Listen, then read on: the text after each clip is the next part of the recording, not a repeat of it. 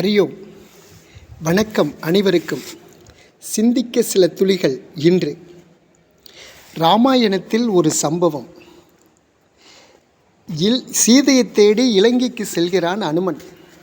சீதை அசோக வனத்தில் இருப்பதை அறிந்து அங்கே போய் சீதையை பார்த்து நான் ராமதூதன் என்ற உண்மையை சொல்லி அடையாளமாக தன்னுடைய அந்த கணையாளி மோதிரத்தை காட்டி நான் ராமதூதன் என்று நம்ப வைக்கிறான். சீதையும் நம்புகிறாள் அந்த மோதிரத்தை பார்த்து. அப்போது ஒரு விஷயத்தை சொல்கிறான் அனுமன். தாயே, என் முதுகில் ஏறி அமருங்கள். நான் ஒரு நொடி பொழுதில் கிஷ்கிந்தை கொண்டு போய் ராமரிடம் உங்களை இறக்கி விடுகிறேன். ராமரிடம் கொண்டு போய் விடுகிறேன். ஒரு இரவில் நாம் இருவரும் இந்த ராவணனிடமிருந்து தப்பி சென்று விடலாம் என்று சொல்கிறான். அப்போது சீதை சொல்கிறார்கள், மன்னிக்கணும் அனுமன், நான் ராமரை தவிர யாரையும் தொடமாட்டேன். யாரையும் தொடமாட்டேன். எந்த காரணம் கொண்டும் தொடமாட்டேன். நாங்கள் யாரும் இல்லாத நேரம் பார்த்து ராவணன் என்னை பலவந்தமாக தூக்கி வந்தான். அதே போல் அவன் இல்லாத நேரம், யாரும் இல்லாத நேரம் நாம் தப்பிச் சென்றால் அவனுக்கும் நம்மளுக்கும் உள்ள வித்தியாசம் என்ன?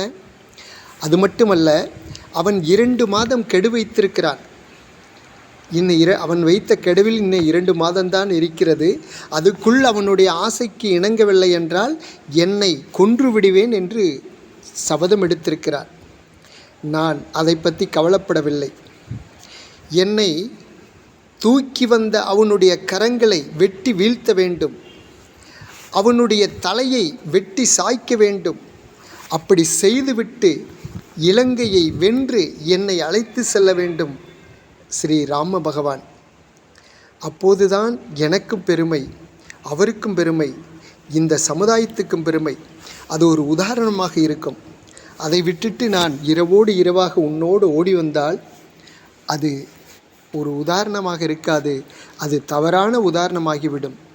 ஆகவே அவனை கொன்றுவிட்டு இலங்கை ராவணனை வென்றுவிட்டு என்னை அழைத்து போக ராமரிடம் உடனே வரும்படி நீ போய் தகவல் சொல் என்று சீதை சொல்கிறார். இதுதான் பெண்களுக்கு பெருமை. இதுதான் தர்மமும் கூட. நன்றி, வணக்கம்.